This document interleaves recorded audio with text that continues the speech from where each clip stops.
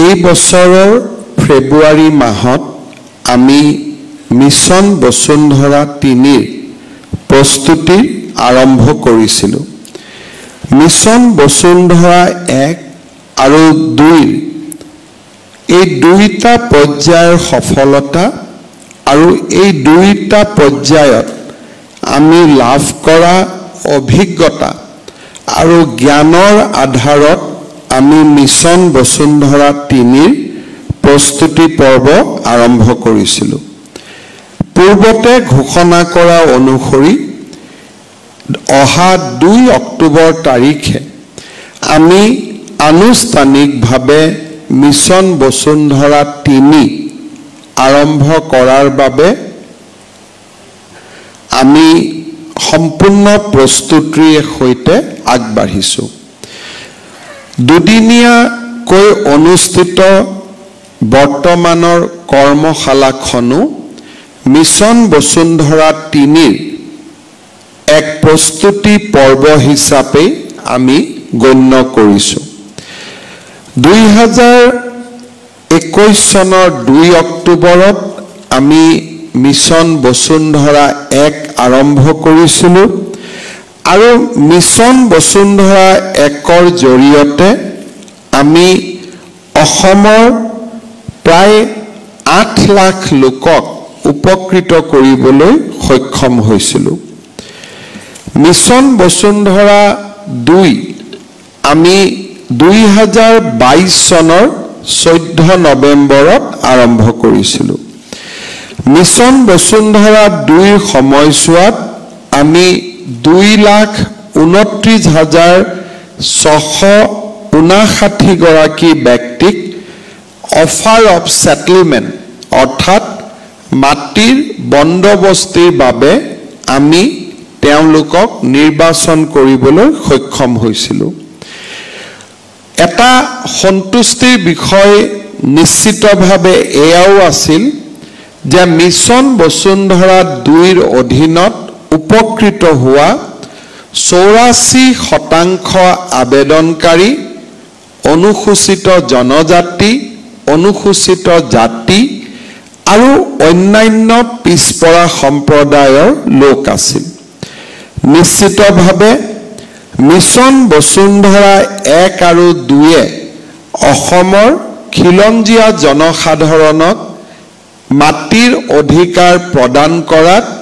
বহু পৰিমাণে সফল হৈছিল। ব্ৰহ্মপুত্ৰ উপত্যকাত 3 লাখ বিঘা মাটি আমি বন্দবস্তি কৰিবলৈ সক্ষম হৈছিলোঁ। বৰাক উপত্যকাত 1214 বিঘা মাটি আমি বন্দবস্তি কৰিবলৈ মিছন বসুন্ধৰা 1 আৰু 2ৰ সময়ত আমি সক্ষম হৈছিলোঁ। মিছন বসুন্ধৰা 3ৰ জৰিয়তে আমি মিছন বসুন্ধৰা 2ত বিভিন্ন কাৰণত বন্দবস্তি কৰিব নোৱাৰা লোকসকলৰ আবেদন আমি পুনৰীক্ষণ কৰিম, বিশেষকৈ নতুনকৈ জাৰি হ'বলগীয়া কিছু গাইডলাইনৰ ভিত্তিত। এই গাইডলাইনৰ 2টা প্ৰধান বৈশিষ্ট্যতা হ'ব যে 3টা প্ৰজন্মৰ প্ৰমাণপত্ৰৰ প্ৰয়োজনীয়তাৰ পৰা আমি অসমৰ চাহ জনজাতি আৰু আদিবাসী সম্প্ৰদায়ৰ লোকসকলক এই আওতাৰ পৰা আমি বাহিৰলৈ নিম আৰু অসমৰ গোৰ্খা সম্প্ৰদায়ৰ লোকসকলকো এই আনুষ্ঠানিকতাৰ পৰা আমি বাহিৰলৈ আনিম। ইয়াৰ ভিতৰতে লখিমপুৰ, তিৰাপ এই ধৰণৰ ট্ৰাইবেল বেল্ট এণ্ড ব্লকত আমি অসমৰ খিলঞ্জীয়া 6টা জনগোষ্ঠী আৰু গোৰ্খা সম্প্ৰদায়ৰ লোকক আমি প্ৰটেক্টেড ক্লাছলৈ এই সময়ছোৱাৰ ভিতৰতে আমি ঘোষণা কৰিম। ইয়াৰ ফলত মাৰ্ঘেৰিটা, লখিমপুৰ আদি যথেষ্ট খিলঞ্জীয়া লোক এই সিদ্ধান্তৰ পৰা উপকৃত হ'ব। নিশ্চিতভাৱে এই সংশোধনৰ পিছত মিছন বসুন্ধৰা 2ত আমি প্ৰত্যাখ্যান কৰা বহুবোৰ আবেদন বন্দবস্তিৰ যিটো আমাৰ মেট্ৰিক্স আছিল বা বন্দবস্তিৰ যিটো আমাৰ মানদণ্ড আছিল তাৰ অন্তৰ্ভুক্ত হ'ব আৰু মিছন বসুন্ধৰা 2ত বাদ পৰা বহু ব্যক্তি এই দুইটা সিদ্ধান্তৰ জৰিয়তে উপকৃত হ'ব মই ৰাজহ বিভাগক অনুৰোধ কৰিম ট্ৰাইবেল বেল্ট এণ্ড ব্লক ইয়াত গুৰ্খা আৰু 6 জনগোষ্ঠীক প্ৰটেক্টেড ক্লাছৰ মৰ্যাদা দি আমাৰ চৰকাৰী অধিসূচনা আমি যাতে 2 অক্টোবৰৰ আগতে ঘোষণা কৰিব পাৰোঁ আৰু সমান্তৰালভাৱে গুৰ্খা আৰু আদিবাসী জনগোষ্ঠীক 3টা প্ৰজন্মৰ আওতাৰ পৰা বাহিৰত অনা অধিসূচনাখনো আমি দিব পাৰোঁ যাতে যথেষ্ট সংখ্যক লোক ইয়াৰ পৰা উপকৃত হ'ব পাৰে মিছন বসুন্ধৰা 3ত আমি কেনেকুৱা ধৰণৰ সেৱা আগবঢ়াম তাৰ বিষয়ে আমি ইতিমধ্যে বহুলভাৱে আলোচনা কৰিছোঁ মই আগতে কৈ অহাৰ দৰে মিছন বসুন্ধৰা 2ত নিষ্পত্তি নোহোৱা বা নিষ্পত্তি হোৱা পুনৰীক্ষণৰ প্ৰয়োজন হোৱা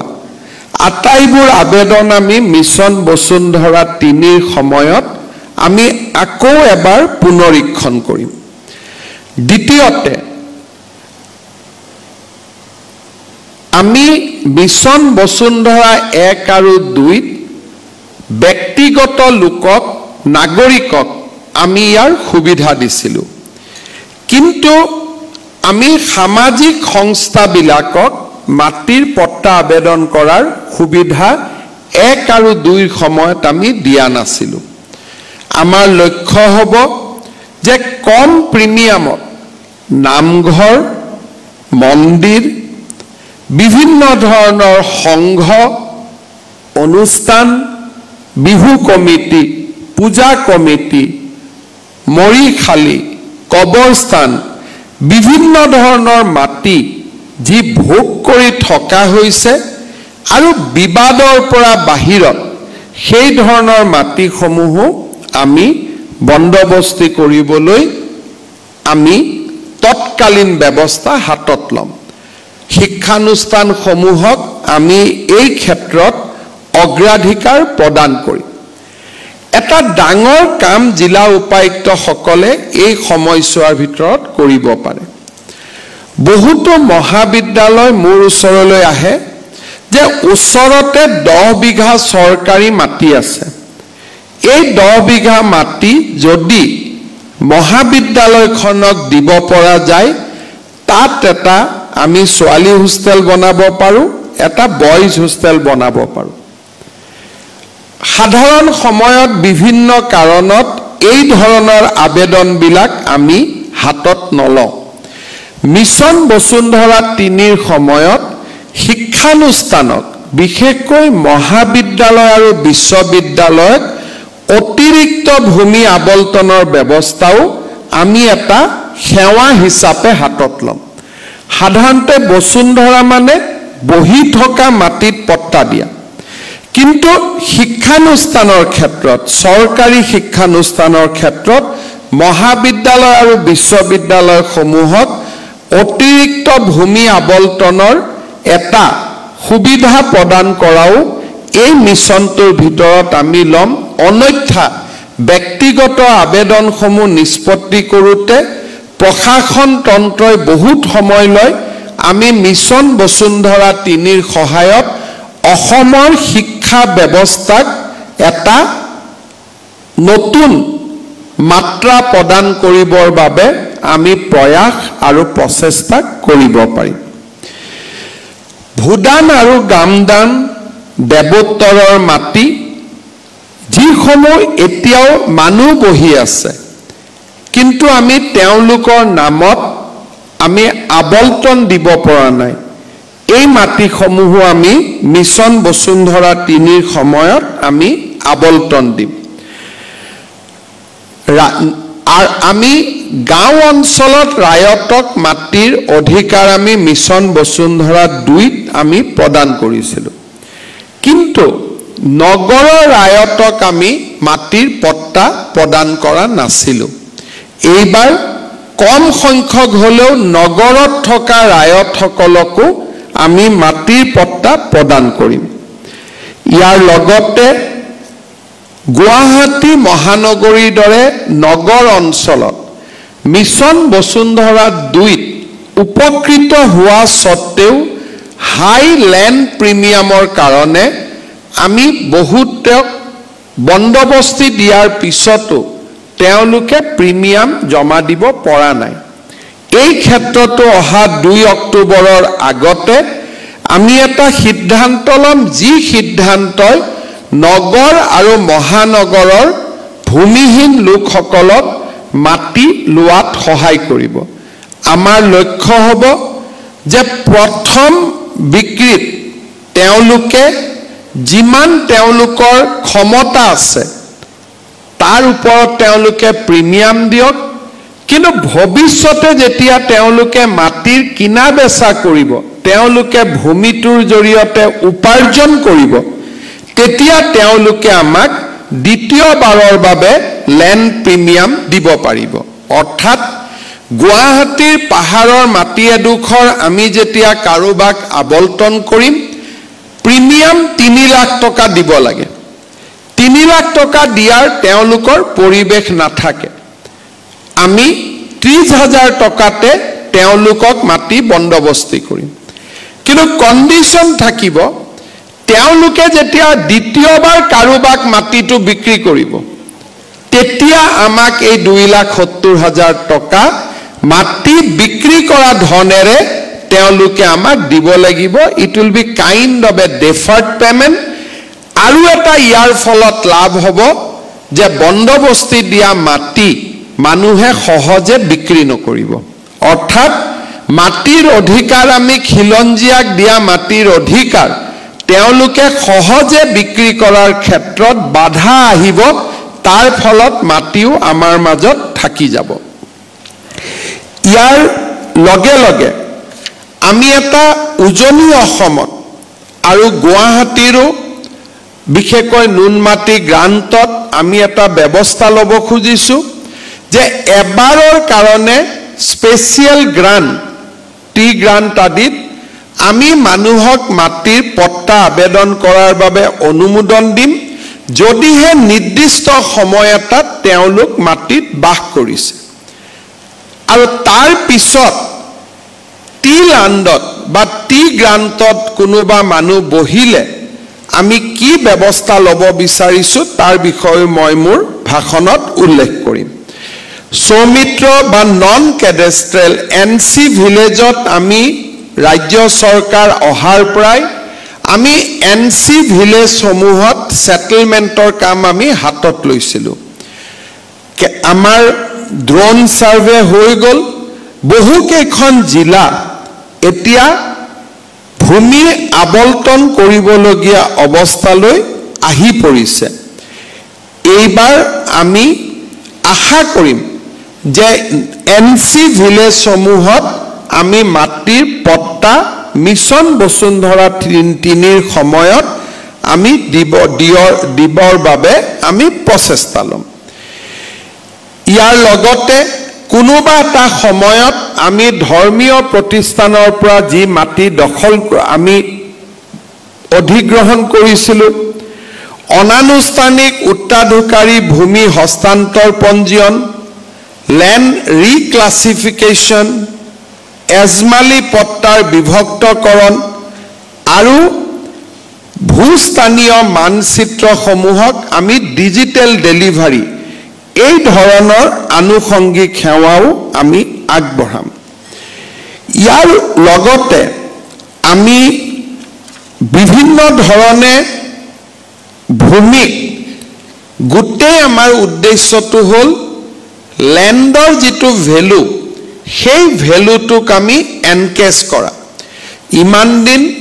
সৰকাৰী মাটিত লোক বসবাস কৰি থকা কাৰণে এই মাটিসমূহ ক্ৰয় আৰু বিক্ৰয় প্ৰক্ৰিয়াৰ পৰা দূৰত আছিল বন্দবস্তি নাথাকা কৰা কাৰণে মানুহে মাটিৰ ওপৰত খাজনা দিব পৰা নাছিল অৰ্থাৎ আমি বুজি পাওঁ যে ৰাজ্যৰ ভালে সংখ্যক ভূমি ফৰ্মেল ল্যান্ড সেটেলমেন্টৰ বাহিৰত থকা বাবে মানুহে ব্যক্তিগত জীৱনতো এই ভূমিক ব্যৱহাৰ কৰিব পৰা নাছিল লৰা ছোৱালী শিক্ষা দিৰ ক্ষেত্ৰত বেংকৰ পৰা লোন ল'ব পৰা নাছিল আৰু এই গোটেই প্ৰক্ৰিয়াটোৰ মাজত চৰকাৰেও যথেষ্ট ৰাজহ হেৰুৱাব লগীয়া হৈছিল মিছন বসুন্ধৰা 3ৰ অন্ত হোৱাৰ শেষ সীমা নাথাকিব এই মিছন বসুন্ধৰা 3ৰ হিতাধিকাৰীসকলক আমি জানুৱাৰী মাহৰ পৰাই প্ৰত্যেক মাহত তেওঁলোকক আমি ভূমিৰ সেটেলমেন্ট অফ অফাৰ দিয়াৰ কাম আমি হাতত লম আৰু যেতিয়ালৈকে শেষখন আবেদন নিষ্পত্তি নোহোৱাকৈ থাকিব তেতিয়ালৈকে মিছন বসুন্ধৰা 3 আমি চলাই থাকিম অৰ্থাৎ ফাৰ্স্ট কাম ফাৰ্স্ট বেচিছ যি প্ৰথমতে আহিলে বলে এই মাহত আমি নামঘৰখিনিক মাটিৰ পট্টা দিম ডিসি সকলে সিদ্ধান্ত ল'ব আমিও গাইডলাইন দিম যে জানুৱাৰীত আমি নামঘৰক মাটিৰ পট্টা দিম ফেব্ৰুৱাৰীত আমি কলেজক দিম মাৰ্চত আমি এজমালি পট্টাখিনি কৰিম এপ্ৰিলত আমি টি গ্ৰান্টখিনিক দিম ডিসি সকলে নিজৰ সুবিধা অনুসৰি চৰকাৰক প্ৰপ'জ কৰিব যে আমাক বছৰৰ ক্যালেন্ডাৰখন এই ধৰণে বনাই দিয়ক আমি সেৱাৰ ভিত্তিত বছৰৰ ক্যালেন্ডাৰখন আমি বনাই দিম সাইমালটেনিয়াসলি আমাৰ মণ্ডল লাটমণ্ডল বা আমাৰ যিসকল বিষয় আছে তেওঁলোকে আন কামসমূহ সাইমালটেনিয়াসলি কৰি থাকিব পাৰিব আজি আমি তিনিটা বিশেষ পদক্ষেপ আমি আৰম্ভ কৰিছো প্ৰথম পদক্ষেপটো হ'ল যে এস্কালেশন আজি আপোনালোকে জানে যে বহুত সময়ত ৰেভিনিউ ৰিলেটেড মেটাৰ্স বিলাক কোনোবা এজন বিষয়াৰ তাত প্ৰয়োজনীয় সময়তকৈ বেছি দিন তেওঁলোকৰ টেবুলত পৰি থাকে এতিয়া আমি আজি লোৱা ব্যৱস্থাটোৰ জৰিয়তে এজন মণ্ডল বা লাটমণ্ডলৰ হাতত যদি 15 দিন এটা জৰিপৰ কাৰণে থাকিব লাগে 15 দিনত যদি তেওঁ কাম সমাপ্ত কৰিব নোৱাৰে 16 দিনত বিষয়বস্তুটো নিজে নিজে সাৰ্কুল অফিচাৰৰ তাত আহি যাব অৰ্থাৎ প্ৰাইভেট কোম্পানীত যেনেকে এস্কালেশন মডেলে কাম কৰে সেই ধৰণে ইয়াতো এস্কালেশন মডেলে কাম কৰিব যদি এজন এডিসিৰ টেবুলত এটা বিষয়বস্তু 7 দিন থাকিব লাগে 7 দিনতকৈ যদি তেওঁৰ টেবুলত বেছি আছে বিষয়বস্তুটো তেওঁৰ হাতৰ পৰা আঁতৰি যাব আৰু ই এস্কালেট হৈ ডেপুটি কমিশনাৰ লেভেললৈকে আহি যাব কিমান বিষয়বস্তু কম্পিউটাৰৰ জৰিয়তে এস্কালেট হল এই গোটেই বিষয়বস্তুটো ৰাজ্য চৰকাৰে গুৱাহাটীৰ পৰা পৰ্যবেক্ষণ কৰিব পাৰিব আজি আমাৰ ৰেভিনিউত যেটো এস্কালেশন মডেল আমি ইয়াত আৰম্ভ কৰিছো মই মুখ্য সচিব ডাঙৰীয়াক অনুৰোধ কৰিম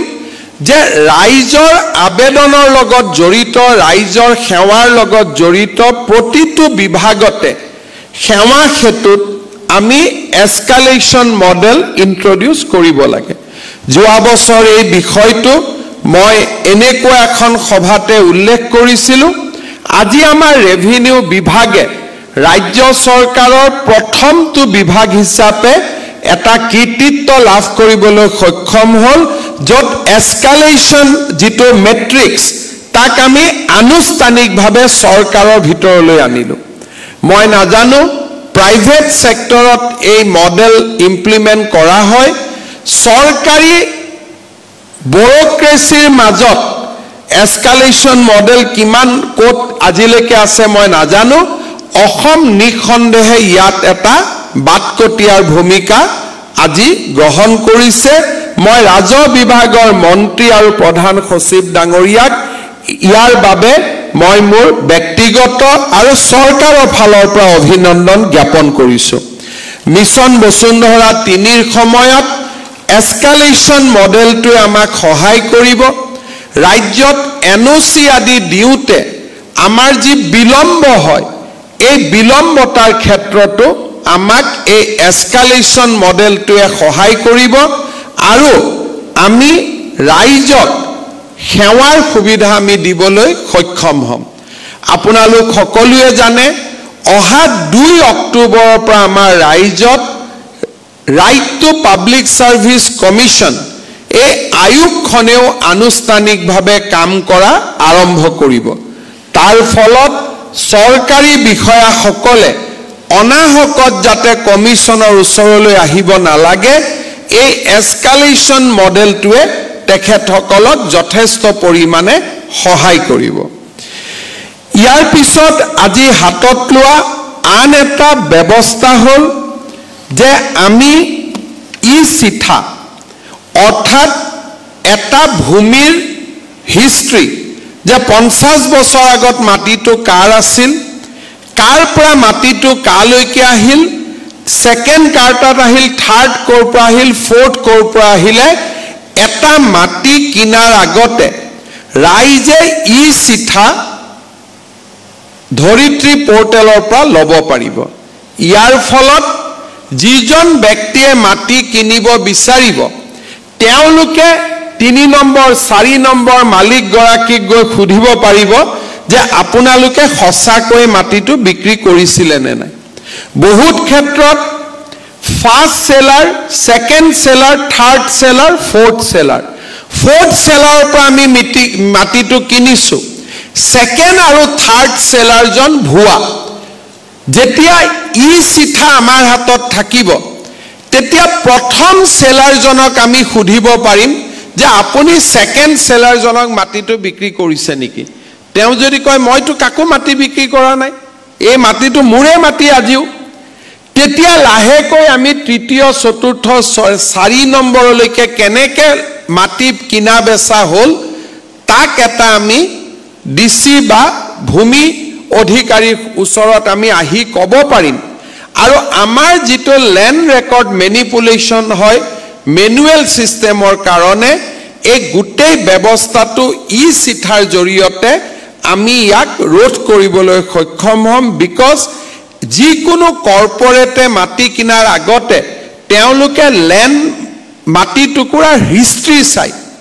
কিন্তু সাধাৰণ মানুহে মাটি কিনাৰ আগতে বৰ্তমান মাটিটো কাৰ হাতত আছে তাকে চাই মাটিটো লেনদেন কৰে কিন্তু 3-4টা জেনাৰেশনৰ পৰা যদি আমি মাটিটো নাচাও তেতিয়ালে চেইন ইজ নট এস্টাবলিশ আৰু চেইনটো এস্টাবলিশ নোহোৱালৈকে মাটিটো কিনিলেও কবাত আমাৰ ভয় থাকি যায় যে আমি ঠিক মালিকৰ পৰা মাটিটো কিনিছো নে নাই তৃতীয়তে আমি সৰকাৰী কাৰ্যালয়ৰ বোজা আমি কমাব খুজিছো বহুত সময়ত সাৰ্কেল অফিচাৰৰ তাত মানুহে যায় যে মাটিটো জোনেল ভ্যালু কিমান কিয় বলে আমি মাটিটো কিনিব লাগে সাৰ্কেল অফিচাৰে মণ্ডলক লিখে লাট মণ্ডলক লিখে যে জোনেল ভ্যালুটো জনাব লাগে 15 দিন এই প্ৰক্ৰিয়াটোত আমি ব্যস্ত থাকিব লাগে আজি আমি ইয়াত ব্যৱস্থা কৰিছো ধৰিত্ৰী পোৰ্টেলত যে ল্যান্ড ভ্যালুয়েশন এতিয়া অফিচাৰে দিব নালাগে মণ্ডলে দিব নালাগে লাট মণ্ডলে দিব নালাগে পোৰ্টেলৰ জৰিয়তে জোনেল ভ্যালু যেহেতু আমি অলৰেডি নটিফাই কৰিছো পোৰ্টেলৰ জৰিয়তে আমি জোনেল ভ্যালুয়েশনটো ঘৰতে বহি আমি সংগ্ৰহ কৰিব পাৰিম চতুৰ্থতে দুৰ্যোগৰ সময়ত কমিউনিটি পাৰ্টিসিপেশনৰ এটা পাথৱে ক্ৰিয়েট কৰিবৰ কাৰণে আজি আমি আনটো সেৱা আগবঢ়াইছো মই ভাবো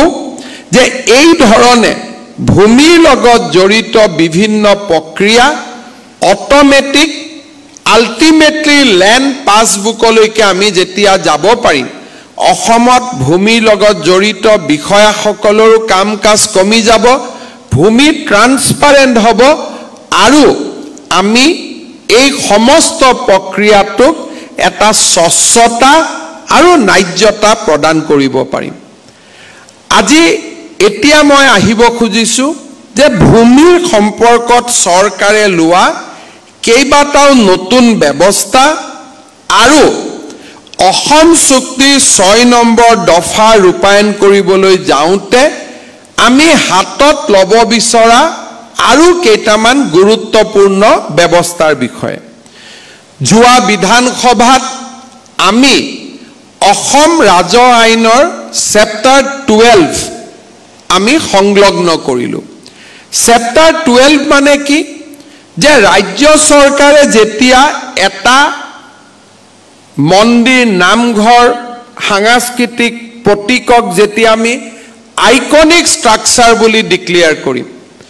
তেতিয়া সেই আইকনিক ষ্ট্ৰাকচাৰটোৰ ভিতৰত অকল 1951 চনত অসমত থকা মানুহে মাটি কিনা বেচা কৰিব পাৰিব আৰু 1951 চন মানে গুৱাহাটীৰ 1951 চন হলে নহব সেই অঞ্চলটোৰ 5 কিলোমিটাৰ বেখাৰ্ধৰ 1951 চন হ'ব লাগিব অৰ্থাৎ বৰপেটা বৰদুৱাত 5 কিলোমিটাৰৰ ভিতৰত মাটিৰ লেনদেন 1951 চনত অসমত থকা আৰু এক ষ্টেপ ওপৰত গৈ সেই 5 কিলোমিটাৰ বেখাৰ্ধৰ ভিতৰত থকা মানুহে সেই মাটি ক্ৰয় আৰু বিক্ৰয় কৰিব পাৰিব বৰ্তমানে যোনে মাটি ভোগ কৰি আছে তেওঁলোকক আমি এভিকশনৰ ব্যৱস্থা ৰখা নাই কিন্তু সেকেন্ড ল্যান্ড সেল তেওঁলোকে যেতিয়া দ্বিতীয়বাৰ কাবাক মাটিটো বিক্ৰী কৰিব খুজিব সেই 5 কিলোমিটাৰ বেখাৰ্ধৰ 51 চনত অসমত থকা মানুহ এজনকহে কৰিব পাৰিব অৰ্থাৎ হয় মাটি তেওঁলোকে নিজৰ লগত ৰাখিব লাগিব নহলে খিলঞ্জিয়া মানুহ এজনক সেই মাটি তেওঁলোকে দিব লাগিব আমি বৰ্তমান বৰপেটা মাজুলী আৰু বটদ্ৰবাক এই কামৰ বাবে এই মহান কামৰ বাবে নিৰ্বাচিত কৰিছো কিন্তু চৰকাৰে অচিৰেই জিলা উপায়ুক্ত সকলক আয়ুক্ত সকলক লিখিব যে আপোনালোকৰ জিলাত এনেকুৱা কিবা আইকনিক ষ্ট্ৰাকচাৰ আছে নেকি যাক আমি চেপ্টাৰ 12ত ইনক্লুড কৰিব বিচাৰিছো মই ভাবো যে 250 বছৰৰ পুৰণা নামঘৰ মন্দিৰ চাৰ্চ মছজিদ যিয়ে নাথাকক কিয় এই অঞ্চলৰ 5 কিলোমিটাৰ বেখাৰ্ধক আমি সংৰক্ষণ কৰিব পাৰিলে মানুহৰ মাজত থকা ক্ষোভ বহু পৰিমাণে কমি যাব যোৱা কেইদিনমান আগতে বৰপেটাৰ পৰা এজন বিধায়কে মোক ফোন কৰিছিল যে স্যাৰ আইনখন আহিলে ভাল হ'ল কিন্তু অলৰেডি কিনা বেচা হৈ যোৱা মানুহখিনিক পঞ্জীয়নৰ সুবিধা দিব নেকি তেতিয়া মই সুধিলো যে তাৰ মানে 5 কিলোমিটাৰ ভিতৰত তত মানুহে মাটি কিনিছে নেকি বোলে দাদা বহুত কিনি আছে আইনখন গ্ৰহণ কৰোতে আইনখনৰ প্ৰয়োজনীয়তা মই বুজি পোৱা নাছিলো বিধায়কজনক তুমি তই কৰি মই মাতো আইনখন গ্ৰহণ কৰাৰ পিছত মই নিজেই আচৰিত হৈছো যে আইনখনৰ প্ৰয়োজনীয়তা আইনখন লোৱাৰ আগত যিমান মই ভাবিছিলো আইনখন গ্ৰহণ কৰাৰ পিছত আইনখনৰ প্ৰয়োজনীয়তা মই আৰু বেছিকৈ কৰবাত নহয় কৰবাত অনুভৱ কৰিছো বৰপেটাৰ আয়ুক্তই ক'ব পাৰিব যে 5 কিলোমিটাৰৰ ভিতৰত যদি বৰপেটা সত্ৰৰ প্ৰতি আনুগত্য নথকা মানুহ সোমাই আহে তেতিয়ালে তাৰ ৰিজাল্ট কি হ'ব তাৰ ৰিজাল্ট সত্ৰৰ লগত 5 কিলোমিটাৰ ভিতৰত এটা মছজিদ হ'ব বা এটা মন্দিৰ হ'ব দুদিন পিছত তাত নামাজ আৰু দুৰ্গা পূজা হ'ব আৰু লাহে লাহে সত্ৰৰ পৰা মানুহ আঁতৰিব আৰম্ভ কৰিব মাটি বিক্ৰী কৰা আৰম্ভ কৰিব এই ধৰণে আমি অসমত আমাৰ স্বকীয়তাবোৰ হেৰাই পেলাইছিল ৰিভাৰ্সলি মন্দিৰ আৰু মছজিদ এটাৰ কথাটো আমি একেই ক'ব পাৰো যদি এটা মছজিদৰ 5 কিলোমিটাৰ ভিতৰত এটা দুৰ্গা পূজাৰ মন্দিৰ হয় হিও হয়তো ইছলাম ধৰ্মৰ লোকসকলে তাকো ভাল নাপাব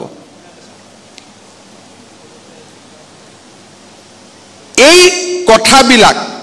আমি এনেকুৱা ওয়াৰ্কশ্বপত আলোচনা কৰিব লাগে এই ফিডব্যাক বিলাক অফিচাৰৰ পৰা আহিব লাগে কিন্তু আজি এনেকুৱা ধৰণৰ আইন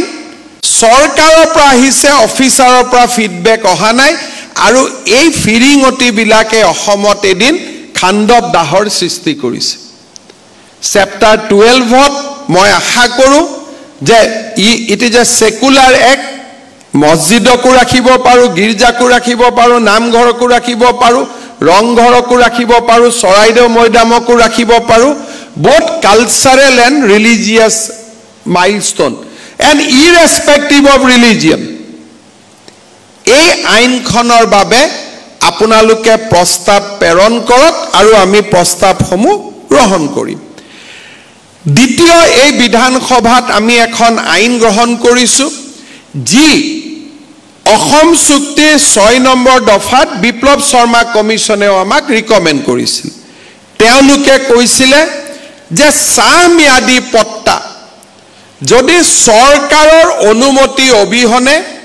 ইস্তাফা দিলে সৰকাৰে গভৰ্নমেন্ট লেণ্ড কৰিলে বেলেগ কথা আদাৰৱাইজ সাম্যাদি পট্টা কোনো কাৰণতে অনা সাহ কামলৈ ৰূপান্তৰিত হ'ব নালাগে এইবাৰ আমি বিধানসভাত এখন আইন আনিছো যে সাম্যাদি পট্টা যদি অনা সাম্যাদি পট্টালৈকে যায় বা এনক্ৰোচ হয় ৰেভিনিউ অফিচাৰে থানাত এফআইআৰ দিব লাগিব আৰু 3 বছৰলৈকে সেই মাটিটোতো আমি লগে লগে ঘূৰাই লমেই আৰু 3 বছৰলৈকে সশ্ৰম কাৰাদণ্ডৰ ব্যৱস্থা থাকিব এই দুইখন গুৰুত্বপূৰ্ণ আইন আৰু 5 লাখ টকা ফাইন দিব লাগিব এই দুইখন গুৰুত্বপূৰ্ণ আইন এইবাৰ বিধানসভাত আমি মঞ্জুৰি দিব পাৰিছো ৰাজ্যপাল মহোদয়ৰ অনুমোদনৰ অপেক্ষাত আছে অনুমোদন নহালৈকে অহা 45 দিন মাজুলী বৰপেটা আৰু বটদ্ৰৱাত আমি কোনো ধৰণৰ ল্যান্ড সেলত অনুমতি দিব নালাগে যোৱা কালি সৰকাৰৰ নটিফিকেশন ওলাইছে বিষয়বস্তু মই আপোনালোকৰ সংজ্ঞানৰ কাৰণে আজি মই আপোনালোকক উল্লেখ কৰিছো অহা নৱেম্বৰ আৰু মাৰ্চ মাহত আন কেইবাখনো আইন আমি আৰম্ভ কৰিব খুজিছো তাৰ আজি এটা বিশেষ বিষয় এগ্ৰিকালচাৰ প্ৰডাকশন কমিছনে উল্লেখ কৰিছে অসম চুক্তিৰ 6 নম্বৰ দফাৰ ৰিকমেন্ডেশন অনুসৰি we have to identify core agricultural land etia ami land reclassification or karone sobok ami onumodon dim kino november ba marchot ami ain ekhon pass korim je core agriculture land ami reclassification or karone onumoti nidiu etia apunaluke gaawat sabo edukhor krishi bhumi মাজত এজনে গৈ ইটা ভাটা এটা কৰি দিছে তাৰ ফলত আন ব্যক্তিসকলে তেওঁলোকৰ মাটিত খেতি কৰিব নোৱাৰা অৱস্থাত হৈছে ডিসি সকলক আমি খুধু বলে স্যাৰ ইটা ভাটাটো বাবা কিয় কৰিব দিলে আপোনালোকে অনুমতি কিয় দিলে বলে তেওঁৰ মেয়াদি পট্টা আৰে ভাই মেয়াদি পট্টা হল কিয় দিলে বলে স্যাৰ ৰিক্লাসিফিকেশন কৰি লৈছে এটা ডিসি সকলৰ হাতত কোনো ব্যৱস্থা নাই যে আমি ইটা ভাটাটো খুলিব নিদিও এতিয়া যেতিয়া কোৰ এগ্ৰিকালচাৰেল ল্যান্ড আমি প্ৰটেক্ট কৰিম ডিসি সকলে ক'ব পাৰিব যে দিস ল্যান্ডস কামস আন্ডাৰ কোৰ এগ্ৰিকালচাৰেল ল্যান্ড আৰু ইয়াত আমি ল্যান্ড ৰিক্লাসিফিকেশনৰ অনুমতি নিদিও ফলত গাঁৱৰ খেতি পথাৰৰ মাজত যিবিলাক ইটাৰ ভাটা হৈছে আন বিভিন্ন ধৰণৰ ব্যৱস্থা হৈছে এগ্ৰিকালচাৰেল ল্যান্ড ক্ষয় ক্ষতি হৈছে তাক আমি ৰোধ কৰিব পাৰিম আমি যেটো এগ্ৰি ষ্টেক সাৰ্ভে কৰি আছো বৰ্তমান মই জিলা উপায়ুক্ত সকলক সুন্দৰভাৱে এই ক্ষেত্ৰত কাম কৰিবলৈ অনুৰোধ কৰিছো Because Agri-Stake Survey will identify core agricultural land. সেইকাৰণে এই বিষয়টো অতি ইম্পৰ্টেণ্ট যে Agri-Stake Survey আমি যাতে কৰিব পাৰোঁ, কাৰণ কোৰ্টেও আমাক ক'ব যে ইয়াততো ইটাৰ ভাটা আছে, ইয়াততো ইণ্ডাষ্ট্ৰি আছে, লেণ্ডটো কেনেকৈ আপোনালোকে কোৰ এগ্ৰিকালচাৰ কৰিলে. দিছ Agri-Stake Survey will reveal যে নহয় তাত অকল খেতি আছে. ইয়াৰ ফলত আমি কৃষি ভূমিক ডিগ্ৰেডেশ্যনৰ পৰা আমি ৰক্ষা কৰিব পাৰিম. আৰু আমি চেপ্টাৰ 13 বা 14 হিচাপে অসম লেণ্ড ৰেভিনিউ ৰেগুলেশ্যনত আহিব যে এগ্ৰিকালচাৰ মাটিক except the permission from the state government আমি নন এগ্ৰিকালচাৰলৈকে কোনেও দিব নোৱাৰো আৰু কোৰ এগ্ৰিকালচাৰ মাটিক আমি টাচ কৰিব নোৱাৰো. ইয়াৰ ফলত অসমত আমি কৃষি ভূমিক সংৰক্ষণ কৰিব পাৰিম, যিটো আমাৰ নেক্সট অহা 6 মাহৰ আমাৰ কাম কাজৰ কাৰণে আমি ৰাখি থৈছো. এটা খুব ইম্পৰ্টেণ্ট আমি কাম কৰিব খুজিছো. We want to identify few revenue circle. সেই revenue circle বিলাকত মাটি কিনা বেচা অকল 1951 চনত অসমত থকা মানুহে কৰিব পাৰিব. সে ঢিং revenue circle, ৰূপহী revenue circle আমি যেতি আইডেন্টিফাই কৰিম, জনিয়া revenue circle, কলগেছিয়া revenue circle, এই ৰেভিনিউ সাৰ্কেল বিলাকত মাটি কোনে কিনা বেচা কৰিব যাৰ 51 চনত অসমৰ ভোটাৰ লিষ্টত বা অসমৰ নাগৰিক পঞ্জীত নাম আছে. এই আইনখনো আমি মাৰ্চত আনিম, বলিষ্ঠ সাহসী আইন. কিন্তু মই আগতে কৈ যোৱাৰ দৰে যে যিমান কৰিব লাগে গোটেইখিনি কৰি লম, এইটোৱে মোৰ সংকল্প যে 26 চনৰ আগতে সকলোখিনি কাম আমি কৰি ল'ব লাগিব. Jamunamukh revenue circle can be identified যে ইয়াত অকল 51 চনত জন্ম হোৱা মানুহে মাটি কিনা বেচা কৰিব পাৰিব. থাৰ্ড, গোৱালপাৰা জিলাত অবিভক্ত গোৱালপাৰা জিলাত শিডিউল ট্ৰাইবৰ মাটি অকল শিডিউল ট্ৰাইবে কিনিব পাৰিব, শিডিউল কাষ্টৰ মাটি অকল শিডিউল কাষ্টে কিনিব পাৰিব, ওবিসিৰ মাটি অকল ওবিসিয়ে কিনিব পাৰিব. এই ধৰণৰ কেইবাখনো ইম্পৰ্টেণ্ট ৰাজহ আইন মিছন বসুন্ধৰা ৰূপায়ণৰ সময়ছোৱাতে আমি অসমত অনুমোদন কৰাৰ বাবে আমি সিদ্ধান্ত লৈছো. ৰেভিনিউ সাৰ্কেল অফিচাৰ বিলাকে সকলোৱে আমাৰ চৰকাৰৰ স্পিৰিটটো অনুভৱ কৰিব লাগে. মণ্ডল যোনে নহওক, লাট মণ্ডল যোনে নহওক, চৰকাৰৰ কাম কৰাৰ স্পিৰিটটো ৰেভিনিউ সাৰ্কেল অফিচাৰ সকলে বুজিব লাগে. আমি যদি জাতিটোক আজি ৰক্ষা কৰিব নোৱাৰো, আমাৰ জাতিটোক আমি আৰু কেতিয়াও ৰক্ষা কৰিব নোৱাৰো. এই কথাটো আমি সকলোৱে হৃদয়ত, আমাৰ হৃদয়ত আমি সকলোৱে সংৰোপণ কৰি ল'ব লাগে. অসমৰ বুৰঞ্জীৰ এটা ক্ৰিটিকেল পিৰিয়ডত আমি চৰকাৰত কাম কৰিব আহিছো আৰু এই সময়খিনিয়ে আমাক প্ৰমাণ কৰিব যে আমি জাতি হিচাপে জীয়াই থাকিব পাৰিম নে নোৱাৰিম. আৰু সেই কাৰণে এই সময়ছোৱাত আমি সকলোৱে সুন্দৰভাৱে কাম কৰিব লাগিব আৰু এই গোটেই কামবিলাকে আন যিসকল লোক আছে তেওঁলোককো সহায় কৰিব. কাৰণ মিছন বসুন্ধৰাই যেতিয়া গুৱাহাটীৰ পাহাৰৰ বিভিন্ন মাটিক ফৰ্মেলাইজ কৰি দিব, তেতিয়া মাটি কিনা বেচাৰ প্ৰক্ৰিয়াটো বাঢ়িব. সকলোৰে কাৰণে আমাৰ যেনেকৈ কোৱা হয় ইকনমিক্সত যে বুয়েন্সি বাঢ়িছে, তেনেকৈ আমাৰ লেণ্ড মাৰ্কেটখনতো বুয়েন্সি বাঢ়িব.